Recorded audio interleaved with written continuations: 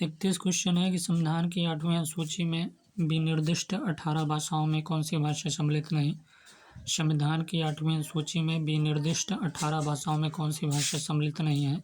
नेपाली, कोंकणी, मणिपुरी, मैथिली। तो प्रश्नगत विकल्प में सभी भाषाएं भारतीय संविधान की 8वीं अनुसूची में सम्मिलित हैं। मूल संविधान में 14 भाषाएं थी। 21वां संविधान संशोधन अधिनियम 1967 द्वारा सिंधी को, 71वें संविधान संशोधन अधिनियम 1992 द्वारा कोंकणी, मणिपुरी और नेपाली को तथा 92वें संविधान संशोधन अधिनियम 2003 द्वारा बोडो, डोगरी, मैथिली और संथाली को इसमें सम्मिलित कर दिया गया है, जिसमें अब यह संख्या बढ़कर 22 हो गई। 32 क्वेश्चन है कि अभंग नामक छंद में सर्वप्रथम रचना करने वाले संत हैं। अभंग नामक छंद में सर्वप्रथम रचना करने वाले संत कौन से हैं। दादू दयाल, तुकाराम, नामदेव या ज्ञानदेव। तो इसका सी सही जवाब है कि अभंग नामक छंद में सर्वप्रथम रचना करने वाले संत नामदेव हैं। अभंग नामक छंद में सर्वप्रथम रचना करने वाले संत नामदेव हैं। हिंदी में भक्ति साहित्य की परंपरा का प्रवर्तन जो है नामदेव ने किया है। महाराष्ट्र के संत जो है नामदेव वारकरी संप्रदाय के थे। ये जाति के दर्जी थे तथा इनके गुरु का नाम विशोबा खेचर था। और नामदेव के सगुण भक्ति के पदों की भाषा ब्रज है। डॉक्टर रामकुमार वर्मा तथा गणपत चंद्रगुप्त नामदेव को संत काव्य धारा का प्रथम कवि मानते हैं। तो अभंग नामक छंद में एवं प्रथम रचना करने वाले संत हैं, सर्वप्रथम रचना करने वाले संत नामदेव हैं। और हमने बताया कि हिंदी में भक्ति साहित्य की परंपरा का प्रवर्तन नामदेव ने किया। महाराष्ट्र के संत नामदेव वारकरी संप्रदाय के थे और ये जाति के दर्जी थे तथा इनके गुरु का नाम विशोबा खेचर था। नामदेव के सगुण भक्ति के पदों की भाषा ब्रज है। डॉक्टर रामकुमार वर्मा तथा गणपत चंद्रगुप्त नामदेव को संत काव्य धारा का प्रथम कवि मानते हैं। 33 क्वेश्चन है कि हिंदी साहित्य का सबसे पहला इतिहास किस भाषा में लिखा गया। फ्रेंच भाषा में, पुर्तगाली, अंग्रेजी, हिंदी।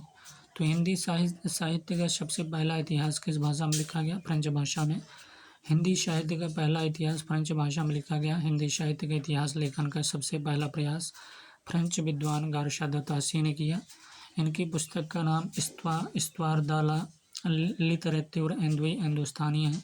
यह 2 भागों में विभक्त है, जिसका प्रकाशन क्रमशः 1839 ईस्वी तथा 1847 ईस्वी में हुआ। तासी ने अपनी पुस्तक में हिंदी और उर्दू के अनेक कवियों का विवरण अंग्रेजी वर्ण क्रमानुसार दिया है। 34 क्वेश्चन है कि भाषा के अर्थ में अपभ्रंश शब्द का प्रयोग कब से आरंभ हुआ। 3वीं शताब्दी से, 5वीं शताब्दी से, 6वीं शताब्दी से या 7वीं शताब्दी से। भाषा के अर्थ में अपभ्रंश शब्द का प्रयोग कब से आरंभ हुआ है। तो भाषा के अर्थ में अपभ्रंश शब्द का प्रयोग जो है ये 6वीं शताब्दी से आरंभ होता है। भाषा के अर्थ में अपभ्रंश शब्द का प्रयोग जो है 6वीं शताब्दी से आरंभ हुआ। डॉक्टर भोलानाथ तिवारी और डॉक्टर उदय नारायण तिवारी के अनुसार भाषा के अर्थ में अपभ्रंश शब्द का प्रथम प्रयोग जो है चंड 6वीं शताब्दी में अपने प्राकृत लक्षण ग्रंथ में किया है। अपभ्रंश शब्द का सर्वप्रथम प्रमाणिक प्रयोग पतंजलि के महाभाष्य में मिलता है। आचार्य रामचंद्र शुक्ल के अनुसार अपभ्रंश नाम पहल बल्लभी के राजा धारसेन द्वितीय के शिलालेख में मिलता है। आचार्य किशोरीदास वाजपेयी ने अपभ्रंश को अड़ा भाषा कहा है। तो भाषा के अर्थ में अपभ्रंश शब्द का प्रयोग कब से आरंभ हुआ, तो 6वीं शताब्दी से। और डॉक्टर भोलानाथ तिवारी और डॉक्टर उदय नारायण तिवारी के अनुसार भाषा के अर्थ में अपभ्रंश शब्द का प्रथम प्रयोग चंडे 6वीं शताब्दी ने अपने प्राकृत लक्षण ग्रंथ में किया। अपभ्रंश शब्द का सर्वप्रथम प्रमाणिक प्रयोग पतंजलि के महाभाष्य में मिलता है। आचार्य रामचंद्र शुक्ल के अनुसार अपभ्रंश नाम पहल बल्लभी के राजा धारसेन द्वितीय के शिलालेख में मिलता है। आचार्य किशोरीदास वाजपेयी ने अपभ्रंश को अड़ा भाषा कहा है। 35 क्वेश्चन है कि मिस्र बंधुओं ने किसे हिंदी का प्रथम गद्य लेखक माना है।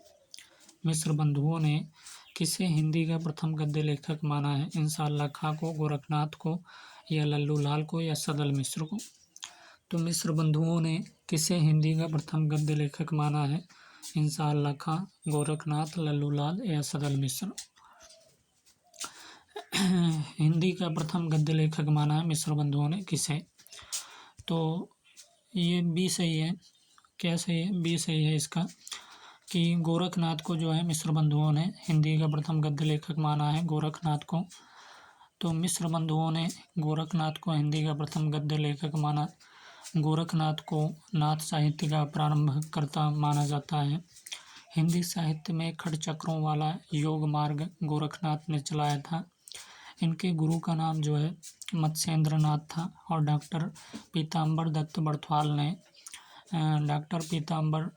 बड़थवाल ने गोरखनाथ के 14 ग्रंथों को प्रमाणित मानकर उनका संपादन गोरखबानी नाम से किया।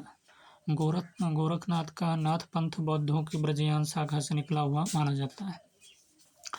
तो इनके गुरु का नाम मत्स्येंद्र नाथ था। मिश्र बंधुओं ने गोरखनाथ को हिंदी का प्रथम गद्य लेखक माना है और गोरखनाथ को नाथ साहित्य का प्रारंभकर्ता माना जाता है। हिंदी साहित्य में खट चक्रों वाला योग मार्ग गोरखनाथ ने चलाया था। हिंदी साहित्य में खट चक्रों वाला योग मार्ग जो है गोरखनाथ ने चलाया था। इनके गुरु का नाम जो था मत्स्येंद्र नाथ था। डॉक्टर पीताम्बर दत्त बड़थवाल ने गोरखनाथ के 14 ग्रंथों को प्रमाणित मानकर उनका संपादन जो है गोरखबानी नाम से किया। और गोरखनाथ का नाथपंथ बौद्धों की ब्रजयान सागा से निकला हुआ माना जाता है। 36 क्वेश्चन है कि काव्य भाषा के रूप में अवधी का सर्वप्रथम प्रयोग किस रचना में मिलता है? तो रामचरितमानस, चंदायन, पद्मावत, हर्षचरित। तो चंदायन में सबसे पहले अवधी का सर्वप्रथम प्रयोग मिलता है इस रचना में काव्य भाषा के रूप में। तो काव्य भाषा के रूप में अवधी का सर्वप्रथम प्रयोग चंदायन नामक सूफी काव्यकृति में मिलता है। इसके रचनाकार कौन है? मुल्ला दाऊद है। मुल्ला दाऊद को रामकुमार वर्मा ने सूफी या प्रेम मार्गी शाखा का प्रथम कवि माना। चंदायन काव्यकृति के नायक तथा नायिका क्रमशः लोरिक तथा चंदा हैं। रामचरितमानस का रचनाकार तुलसीदास, पद्मावत मलिक मोहम्मद जायसी द्वारा रचित काव्यकृति है। 37 क्वेश्चन है कि अंतर्वेदी किस बोली का प्राचीन नाम? अवधी, ब्रज, खड़ी बोली, राजस्थानी। तो अंतर्वेदी जो है किस बोली का प्राचीन नाम है? तो ब्रज का बोली का प्राचीन नाम अंतर्वेदी है। अंतर्वेदी जो है ब्रज भाषा का प्राचीन नाम है। ब्रज भाषा की उपबोलियाँ अगर देखें हैं तो भुक्षा है, जादोवाटी है तथा डांगी है। भुक्षा, जादोवाटी, वाटी तथा डांगी है। अवधी बोली को कोसली तथा वैशवाड़ी के नाम से तथा खड़ी बोली को कौरवी के नाम से भी जाना जाता है। राजस्थानी बोली के नामकरणकर्ता डॉक्टर ग्रियर्सन है। तो अंतर्वेदी किस बोली का प्राचीन नाम? तो ब्रज बोली का प्राचीन नाम है अंतर्वेदी। अंतर्वेदी ब्रज भाषा का प्राचीन नाम। ब्रज भाषा की उपबोलियाँ जो हैं भुक्षा है, जादोवाटी तथा डांगी है। अवधी बोली को कोसली तथा वैशवाड़ी के नाम से, तो अवधी बोली को कोसली भी कहा जाता है तथा वैशवाड़ी के नाम से तथा खड़ी बोली को कौरवी के नाम से भी जाना जाता है। और राजस्थानी बोली के नामकरणकर्ता जो है डॉक्टर ग्रियर्सन है।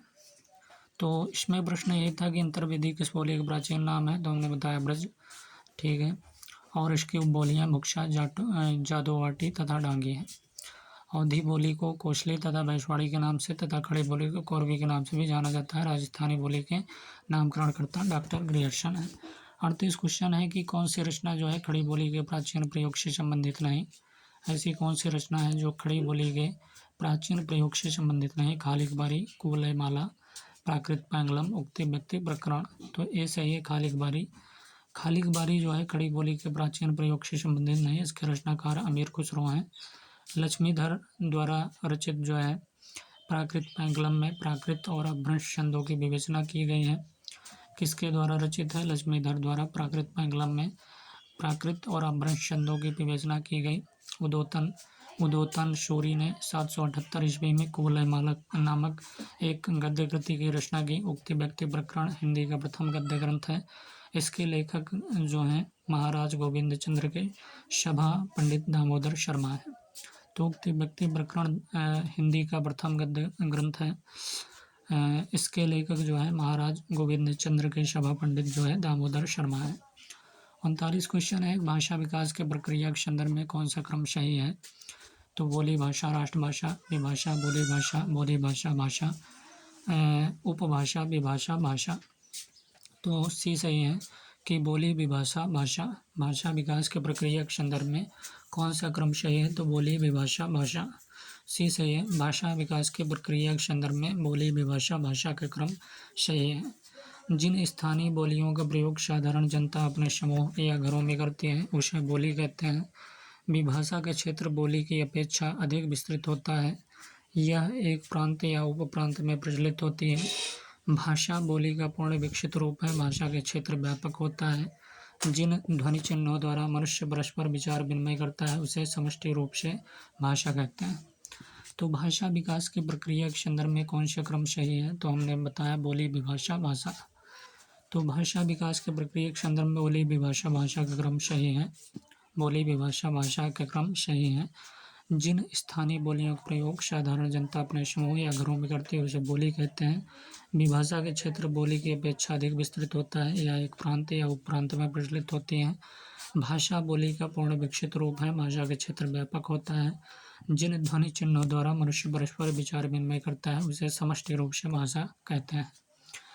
40 क्वेश्चन है। कथन है कि साहित्यिक भाषा का एक सामान्य लक्षण यह होता है कि वह सब बोलियों का महत्तम समावर्तक होती है, क्योंकि सबके समन्वय, योगदान और सम्मिश्रण से साहित्यिक भाषा का विकास होता है। तो उपर्युक्त वक्तव्यों के संदर्भ में निम्नलिखित में से कौन सा निष्कर्ष सही है? तो ए सही है। ए और आर दोनों सही है और आर और एक ही सही व्याख्या आर करता है। तो साहित्यिक भाषा का एक सामान्य लक्षण यह होता है कि वह सब बोलियों का महत्तम अपवर्तक होती है, क्योंकि सबको समन्वय, योगदान और सम्मिश्रण से साहित्यिक भाषा का विकास होता है। 41 क्वेश्चन है कि निम्नलिखित में से कौन सा विषम संयोजन है? छत्तीसगढ़ी पूर्वी हिंदी, मगही बिहारी हिंदी, मालवी राजस्थानी हिंदी, बघेली जो है पश्चिमी हिंदी। तो जो है डी गलत है। बघेली जो है पश्चिमी हिंदी में नहीं आता। मगही बल्कि बिहारी हिंदी, छत्तीसगढ़ी पूर्वी हिंदी और मालवी जो है राजस्थानी हिंदी। बघेली पश्चिमी हिंदी बोली एवं उपभाषा के विषय विषम संयोजन है। बघेली बोली का विकास पूर्वी हिंदी से हुआ। पूर्वी हिंदी के अंतर्गत अवधी, बघेली छत्तीसगढ़ी तथा पश्चिमी हिंदी के अंतर्गत कौरवी, हरियाणी और ब्रजभाषा, बुंदेली तथा कन्नौजी बोलियां आती हैं। देवनागरी लिपि चित्रात्मक है, संकेतात्मक है, अक्षरात्मक है या वर्णात्मक? तो ये अक्षरात्मक है। देवनागरी लिपि अक्षरात्मक है।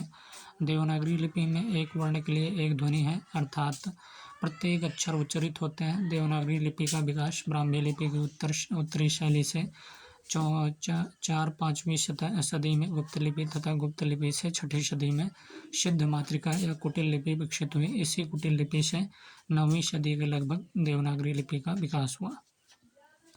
43 क्वेश्चन है। राजभाषा का अर्थ है राज्यों में बोली जाने वाली भाषा, राजकीय कार्यों में प्रयुक्त होने वाली भाषा, देश में प्रचलित भाषा, इनमें से कोई भी नहीं। तो राजभाषा का अर्थ क्या है? तो राजभाषा का अर्थ क्या है?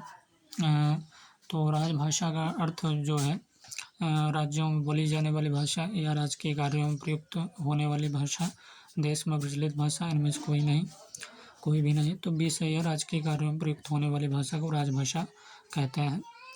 राजभाषा किसी राज्य या देश की घोषित भाषा होती है जो कि सभी राजकीय प्रयोजन अर्थात सरकारी कामकाज में प्रयोग होती है। भारतीय संविधान के अनुच्छेद 343(1) के अंतर्गत देवनागरी लिपि एवं हिंदी को संघ की राजभाषा घोषित किया गया। 44 क्वेश्चन है कि प्रथम विश्व हिंदी सम्मेलन कहाँ हुआ? मॉरिशस में, लंदन में, त्रिनिदाद में, नागपुर में। प्रथम विश्व हिंदी सम्मेलन की बात करें तो ये नागपुर में हुआ था। डी सही है। प्रथम विश्व हिंदी सम्मेलन 10-12 जनवरी 1975 ईस्वी में नागपुर, भारत में हुआ था। द्वितीय विश्व हिंदी सम्मेलन जो है मॉरिशस में, छठा विश्व हिंदी सम्मेलन लंदन में तथा पांचवा विश्व हिंदी सम्मेलन त्रिनिदाद में हुआ था। प्रथम की बात करें तो यह नागपुर में हिंदी सम्मेलन 10-12 जनवरी जो है 1975 में नागपुर, भारत में हुआ था। द्वितीय विश्व हिंदी सम्मेलन जो है मॉरिशस में, छठा विश्व हिंदी सम्मेलन लंदन में तथा पांचवा जो है विश्व हिंदी सम्मेलन त्रिनिदाद में हुआ था। 45 क्वेश्चन की बात करेंगे कि आर्य समाज की स्थापना का वर्ष 1870, 72, 73 या 75 है। तो 1875 जो है आर्य समाज की स्थापना का वर्ष है। इसके संस्थापक जो हैं स्वामी दयानंद सरस्वती थे। धार्मिक सुधार से संबंधित अन्य प्रमुख संस्थाएं हैं। ब्रह्म समाज की बात करें तो संस्थापक राजा राम मोहन राय और 1828 में स्थापना। प्रार्थना समाज केशव चंद्र सेन, रानाडे आत्माराम 1867 में, थियोसॉफिकल सोसाइटी जो है मैडम ब्लावत्स्की एवं कर्नल हैं, और 1882 रामकृष्ण मिशन स्वामी विवेकानंद 1897 में। 46 क्वेश्चन है, संविधान संशोधन विधेयक द्वारा 2003 में संविधान की 8वीं सूची में कौन सी 4 भाषाएं सम्मिलित की गई? तो संविधान संशोधन विधेयक द्वारा 2003 में संविधान की 8वीं सूची में कौन सी 4 भाषाएं सम्मिलित की गई? सिंधी, नेपाली, कोंकणी, डोगरी, बोडो, संथाली, सिंधी, नेपाली, मणिपुरी, बोडो, सिंधी, डोगरी, बोडो, संथाली, डोगरी, मैथिली। तो बोडो, संथाली, डोगरी और मैथिली 92 संशोधन अधिनियम 2003 में संविधान की 8वीं अनुसूची में बोडो, संथाली, डोगरी, मैथिली 4 भाषाएं सम्मिलित की गई। नोट है, प्रश्न में संविधान संशोधन विधेयक 2003 दिया गया है, जो कि गलत है, जबकि 92वें संशोधन विधेयक 2003 द्वारा बोडो, संथाली, डोगरी तथा मैथिली भाषाओं को भारतीय संविधान में जोड़ा गया है। 47 क्वेश्चन है, संस्थाओं का वरीयता क्रम बताइए। हिंदी साहित्य सम्मेलन, दक्षिण भारत हिंदी प्रचार सभा, नागरिक प्रचारणी सभा, राष्ट्रभाषा प्रचार समिति। तो इसका भी सही जवाब है 3, 1, 2, 4, मतलब नागरिक प्रचारणी सभा पहले आएगा, फिर उसके बाद हिंदी साहित्य सम्मेलन, फिर उसके बाद दक्षिण भारत हिंदी प्रचार सभा, फिर उसके बाद राष्ट्रभाषा प्रचार समिति। नागरिक प्रचारणी सभा 1893 ईस्वी, फिर हिंदी साहित्य सम्मेलन 1910 ईस्वी स्थापना वर्ष है, और दक्षिण भारत हिंदी प्रचार सभा 1918 ईस्वी, राष्ट्रभाषा प्रचार समिति 1936 ईस्वी। 48 क्वेश्चन है कि आचार्य रामचंद्र शुक्ल द्वारा लिखित हिंदी साहित्य का इतिहास मूलतः किस ग्रंथ की भूमिका के रूप में लिखा गया? हिंदी शब्दानुशासन, हिंदी साहित्य की भूमिका, हिंदी शब्द सागर, हिंदी वाग्मय। तो यह जो है हिंदी शब्द सागर सही होगा, सी सही जवाब है। आचार्य रामचंद्र शुक्ल द्वारा लिखित हिंदी साहित्य का इतिहास मूलतः नागरिक प्रचारणी सभा द्वारा प्रकाशित हिंदी शब्द सागर ग्रंथ की भूमिका के रूप में हिंदी साहित्य का विकास के नाम से हिंदी साहित्य का इतिहास मूलतः नागरिक प्रचारणी सभा द्वारा प्रकाशित हिंदी शब्द सागर ग्रंथ की भूमिका के रूप में हिंदी साहित्य के विकास के नाम से 1929 ईस्वी में प्रकाशित हुआ। हिंदी साहित्य के इतिहास में 1000 कवियों और लेखकों को शामिल किया गया है। तो सही जवाब है। चलिए, शिव सिंह सरोज रचना का संबंध किससे है? इतिहास, काव्य, काव्य शास्त्र, उपन्यास से। तो शिव सिंह सरोज जो है इतिहास से संबंध रखता है, रचना का संबंध इतिहास से है। यह साहित्य इतिहास ग्रंथ है, और शिव सिंह सरोज के रचनाकार शिव सिंह सेंगर हैं। इसका प्रकाशन जो है 1883 ईस्वी में हुआ था। इसमें जो है 838 भाषा कवियों का जीवन चरित्र तथा उनकी कविताओं के उदाहरण दिए गए हैं। 50 क्वेश्चन है कि हिंदी साहित्य का प्रथम कवि किसे माना जाता है? पुष्पदंत, सरापा या शालिभद्र सूरी, अमीर खुसरो। तो सरापा हिंदी साहित्य का प्रथम कवि माने जाते हैं, माना गया है। इन्हें सरोज, ब्रज, राहुल भद्र आदि नामों से भी जाना जाता है। किन नामों से? सरोज वज्र के नाम से और राहुल भद्र के नाम से, आदि नामों से भी जाना जाता है। राहुल संकृत्यायन सरापा को हिंदी का प्रथम कवि मानते हैं। शिव सिंह सेंगर पुष्य या पुंड को शिव सिंह सेंगर किसे मानते हैं? पुष्य या पुंड को। तथा गणपति चंद्रगुप्त शालिभद्र सूरी को हिंदी का प्रथम कवि मानते हैं। डॉक्टर रामकुमार वर्मा ने अमीर खुसरो को अवधी भाषा का प्रथम कवि माना। तो राहुल संकृत्यायन ने सरापा को हिंदी का प्रथम कवि मानते हैं। शिव सिंह सेंगर पुष्य या पुंड को तथा गणपति चंद्रगुप्त शालिभद्र सूरी को हिंदी का प्रथम कवि मानते हैं। और डॉक्टर रामकुमार वर्मा ने अमीर खुसरो को अवधी भाषा का प्रथम कवि माना है। 51 क्वेश्चन है, डिंगल शैली का प्रयोग किसमें मिलता है? सिद्ध साहित्य, जैन साहित्य, राष्ट्र साहित्य या लौकिक साहित्य। तो डिंगल शैली का प्रयोग जो है राष्ट्र साहित्य में मिलता है, सी सही जवाब है। डिंगल शैली का प्रयोग किसमें मिलता है? राष्ट्र साहित्य में मिलता है। आचार्य रामचंद्र शुक्ल ने राष्ट्र साहित्य का विवरण वीरगाथा काल के अंतर्गत किया है। दलपति विजय की कुमार राशो, नरपति नाल की बीशल देव राशो। दलपति विजय की कुमार राशो, नरपति नाल की बीशल देव राशो, चंद्रबरदाई का पृथ्वीराज राशो आदि प्रमुख राशो ग्रंथ हैं। तो डिंगल शैली का प्रयोग किसमें मिलता है? तो राशो साहित्य में। दलपति विजय की कुमार राशो, नरपति नाल की बीशल देव राशो, चंद्रबरदाई का पृथ्वीराज राशो आदि प्रमुख राशो ग्रंथ हैं। नाथ पंथ 52 क्वेश्चन। नाथ पंथ के प्रवर्तक कौन है? गोरखनाथ, मत्स्येंद्रनाथ, चौरंगीनाथ, भरथरी। तो नाथ पंथ के प्रवर्तक कौन है? नाथ पंथ के प्रवर्तक जो है गोरखनाथ हैं। नाथ पंथ के प्रवर्तक कहीं कहीं पर गोरखनाथ के गुरु मत्स्येंद्र नाथ को भी नाथ पंथ का प्रवर्तक माना जाता है। नाथों की संख्या 9 मानी गई है। गोरखनाथ ने पतंजलि के उच्च लक्ष्य ईश्वर प्राप्ति को लेकर हठ योग का प्रवर्तन किया। नाथपंथियों की भाषा क्या है? सदुखड़ी भाषा थी, जिसका ढांचा कुछ खड़ी बोली लिए हुए राजस्थानी थी। गोरखनाथ ने अपनी रचनाओं में गुरु महिमा, इंद्रिय निग्रह, प्राण साधना, वैराग्य, कुंडलिनी जागरण तथा स्वर्ण समाधि आदि का वर्णन किया। तो गोरखनाथ ने अपनी रचनाओं में गुरु महिमा, इंद्रिय निग्रह, प्राण साधना, वैराग्य, कुंडलिनी जागरण तथा स्वर्ण समाधि आदि का वर्णन किया। 53 क्वेश्चन है, पौमचर्यों में किसकी कथा है? कृष्ण की, राम की या नल दमयंती की, महावीर की? तो किसकी कथा है पौमचर्यों में? तो ये राम की कथा है इसमें। तो पौमचर्यों में भगवान राम की कथा विस्तार से वर्णित है। इसके रचनाकार स्वयंभू है। स्वयंभू के पौमचर्यों को उनके पुत्र त्रिभुवन ने पूरा किया।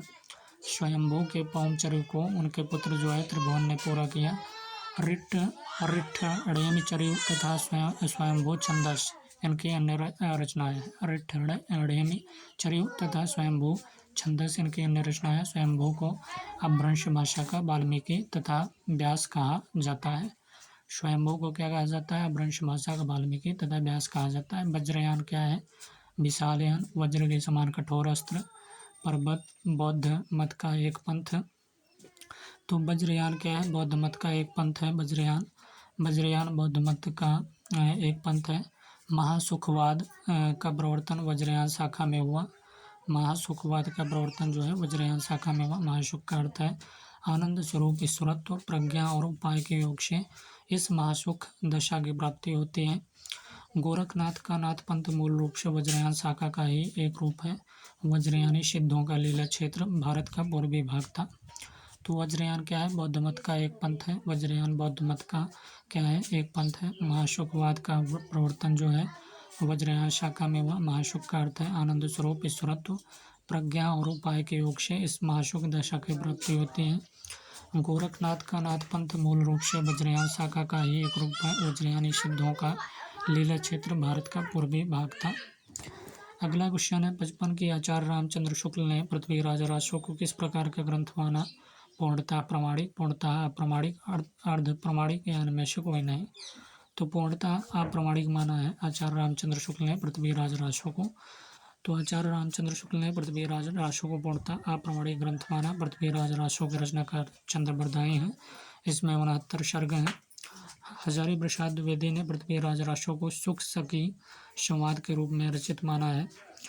आचार्य रामचंद्र शुक्ल ने लिखा कि चंद्रबरदाई हिंदी के प्रथम महाकवि माने जाते हैं और इनका पृथ्वीराज राजसो हिंदी का प्रथम महाकाव्य है। 56 क्वेश्चन है, कानों में बड़े बड़े छेद करके उनमें भारी कुंडल धारण करने वाले कनफटा साधु किस संप्रदाय से संबंधित है? अवघड़ पंथ, सूफी संप्रदाय, नाथ संप्रदाय या सहजिया संप्रदाय? तो कानों में बड़े बड़े छेद करके उनमें भारी कुंडल धारण करने वाले कनफटा साधु किस संप्रदाय संबंधित है? ये नाथ संप्रदाय से संबंधित है। नाथ संप्रदाय संबंधित है। नाथों की संख्या 9 मानी गई है। लोग इन्हें नवनाथ भी कहते हैं। गोरक्ष सिद्धांत संग्रह में इनका नाम निम्न क्रम में बताया गया है: नागार्जुन, जड़भरत, हरिश्चंद्र, सत्यनाथ, भीमनाथ, गोरक्षनाथ, चरपट, जलंधर और मलयार्जुन। 57 क्वेश्चन है, अमीर खुसरो के धर्मगुरु कौन थे? ख्वाजा, स्वयंभू, निजामुद्दीन औलिया या इनमें से कोई नहीं। तो अमीर खुसरो के धर्मगुरु निजामुद्दीन औलिया थे। कौन थे? निजामुद्दीन औलिया थे। खुसरो का वास्तविक नाम अबुल हसन था। इन्हें खड़ी बोली का आदि कवि कहा जाता है। काली बारी, पहेलियाँ, मुकरियाँ, दो शुकने, गजल इनकी प्रमुख रचना है। अमीर खुसरो की पहेलियाँ और मुकरियों में उक्ति वैचित्य की प्रधानता है। 58 क्वेश्चन है, मगहर स्थान का संबंध किससे है? कबीर, सूरदास, तुलसीदास, जयसी? तो ये सही है, कबीरदास से संबंधित है मगहर स्थान का संबंध। भक्ति काल के संत काव्य धारा के प्रमुख कवि कबीरदास से है। कबीरदास का जन्म 1398 ईस्वी में काशी में तथा मृत्यु जो है 1518 ईस्वी में मगहर में हुआ। डॉक्टर बच्चन सिंह ने लिखा है कि हिंदी भक्ति काव्य का प्रथम क्रांतिकारी पुरुषकर्ता कबीर है। ये बच्चन सिंह लिखते हैं।